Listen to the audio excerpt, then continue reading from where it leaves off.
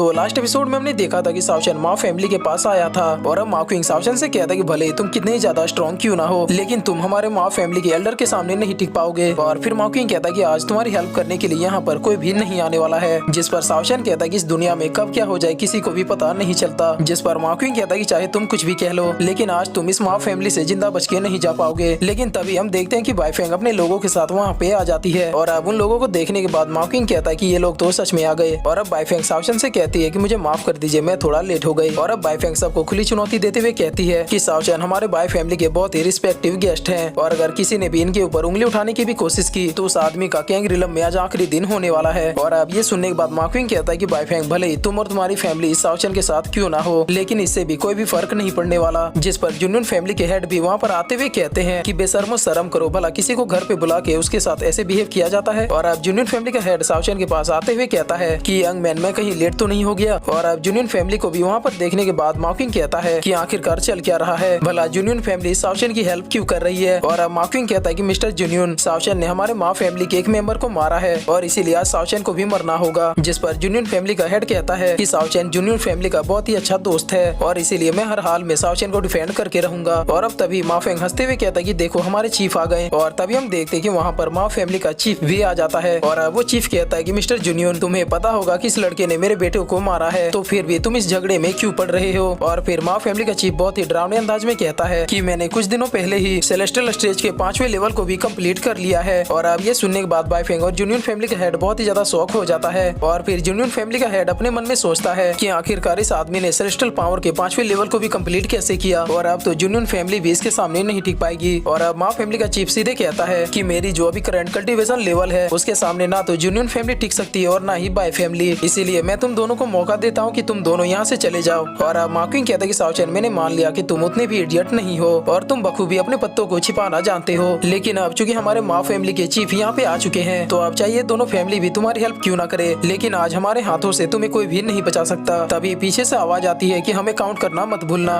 और तभी हम देखते हैं कि ब्लैक कारवा भी अपने ग्रुप के साथ वहाँ पे पहुंच चुका होता है। और अब ब्लैक कारवा को देखने के बाद चीफ का दिमाग हिल जाता है क्योंकि ब्लैक कारवा का लीडर भी सेलेस्टियल पावर के 5वें लेवल को कंप्लीट कर चुका है। और अब ब्लैक कारवा के ग्रुप को देखने के बाद माँ क्विंग कहता है कि ये तो एक 3rd लेवल के ब्लैक कारवा है। और अब माँ क्विंग कहता है कि ब्लैक कारवा जैसे पावरफुल ग्रुप भी इस सावचन की तरफ क्यों है। और अब ब्लैक कारवा का लीडर सावचन के सामने झुकते हुए कहता है कि मैं ब्लैक कारवा का लीडर जूतेन लाई अपने लोगों के साथ में अपने मास्टर को ग्रीट करता हूँ। और अब इतना सुनते ही सबसे पहला झटका माँ क्विंग और उसके चीफ को लगता है, दूसरा झटका जुनियन फैमिली और बाय फैमिली को लगता है। और अब जुनियन फैमिली का हेड भी सोचने लगता है कि अगर ब्लैक कारवा जैसे पावरफुल ग्रुप भी सावचन को मास्टर कहते हैं तो फिर सावचन कोई मामूली आदमी नहीं है। और अब सावचन माँ फैमिली के लोगों से कहता है कि हाँ तो अब तुम लोग अपना कार्यक्रम शुरू कर सकते हो। और अब ये सुनने के बाद भी माँ फैमिली ऐसे खड़ी थी जैसे कि उन्हें सांप सूंघ गया हो। और अब वो चीफ ब्लैक कारवा के लीडर से कहता है कि हमने तो ब्लैक कारवा के बारे में सुना था कि वो किसी की तरफ से फाइट नहीं करती है। जिस पर ब्लैक कारवा का लीडर कहता है कि तुम्हें हमारे रूल के बारे में चिंता करने की जरूरत नहीं है। जिस पर माँ फैमिली का चीफ कहता है कि हम दोनों ही सेलेस्टियल पावर के 5वें लेवल को कंप्लीट कर चुके हैं, तो इसीलिए अगर हम दोनों के बीच में फाइट होती है तो किसी को भी नहीं पता कि आखिर हम दोनों में से कौन जीतेगा। और अब उसकी बातों को सुनने के बाद ब्लैक कारवा का लीडर कहता है कि अगर आज मैं पूरी तरह से पावरलेस भी होता तब भी मैं तुमसे फाइट करने के लिए तैयार होता।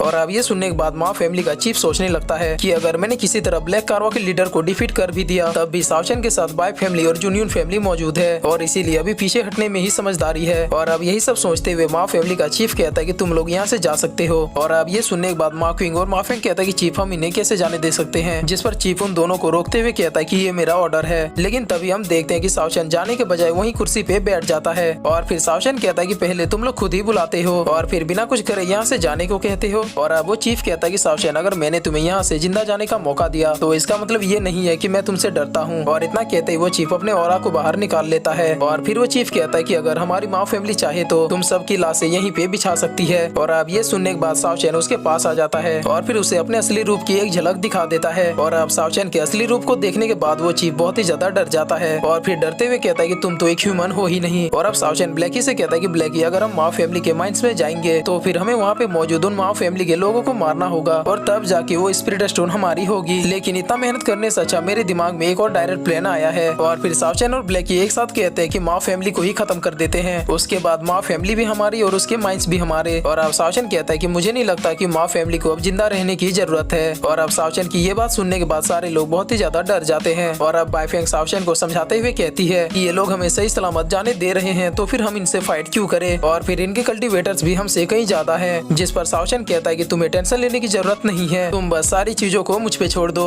और इतना कहते ही सावशन ब्लैक कारवा के लीडर को इशारा कर देता है और अब ब्लैक कारवा का लीडर अपने सेलेस्टियल पावर के साथ माँ फैमिली के चीफ के ऊपर अटैक करना शुरू कर देता है। और अब वो दोनों अपनी अपनी सेलेस्टियल पावर के साथ एक दूसरे से फाइट करना शुरू कर देते हैं। और इधर बाकी बचे लोगों को बाईफेंग अपने लोगों के साथ साफ कर रही थी और इसके साथ ही जूनियन फैमिली का हेड भी बाकी एल्डर से लड़ रहा था। और अब सावशन भी हंसते हुए कहता है कि मेरे ख्याल से मुझे तुम दोनों से ही शुरुआत करनी चाहिए। और अब इतना कहते ही सावशन मा क्विंग और मा फेंग के पास आ जाता है और उन दोनों के ऊपर सीधे स्काई रोल वाली स्किल का यूज करता है। लेकिन तभी कोई पावर सावशन के उस अटैक को रोक लेता है। और अब ये देखने के बाद सावशन कहता है कि तुम जो कोई भी हो मेरे सामने आओ। जिस पर हम देखते हैं कि वहाँ पर एक बहुत ही डरावना एल्डर टाइप आदमी आ जाता है। और अब उस एल्डर को देखते ही माँ फैमिली का चीफ बहुत ही ज्यादा खुश हो जाता है। और अब वो एल्डर कहता है कि मैं मोटर इलम में घूम रहा था और मेरी जरा भी इच्छा नहीं थी कि मैं तुम्हारे इन छोटे मोटे फाइट में पार्टिसिपेट करूं। और अब उस एल्डर को देखने के बाद जूनियन फैमिली का हेड कहता है कि तुम तो मा होंग हो, तो क्या तुम अपने फादर के साथ बैटल में नहीं मरे थे। जिस पर मा होंग कहता है कि नहीं, मैंने तो बस इस दुनिया को छोड़ा था ताकि मैं अपने पूरे जीवन को बुद्धा को समर्पित कर सकूं। और अब उसे देखते हुए सावशन कहता है कि अच्छा तो तुम ही थे जो हमें पहले दिन से इस सिटी में ऑब्जर्व कर रहा था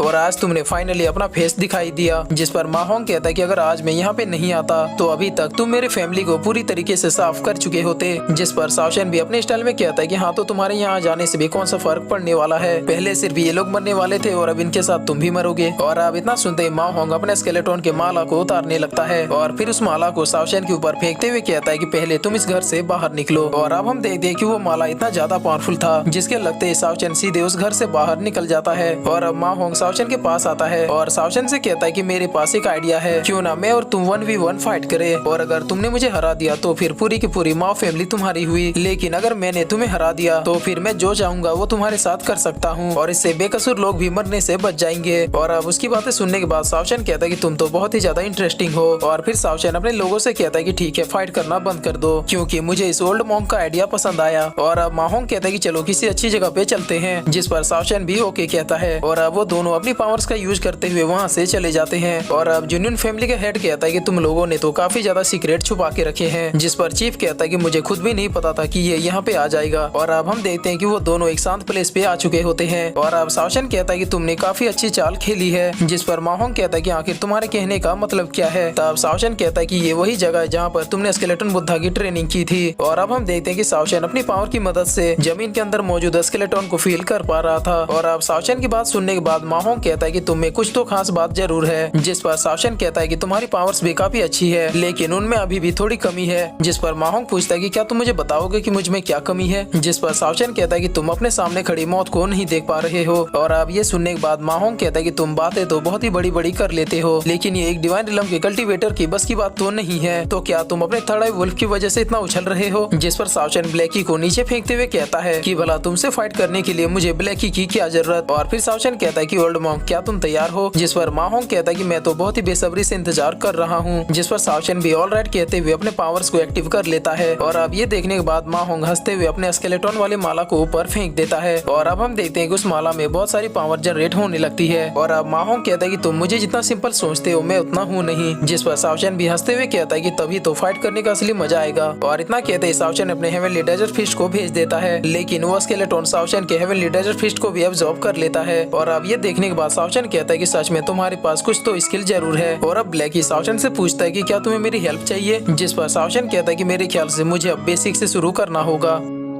और फिर इसी के साथ ये एपिसोड यहीं पे खत्म होता है।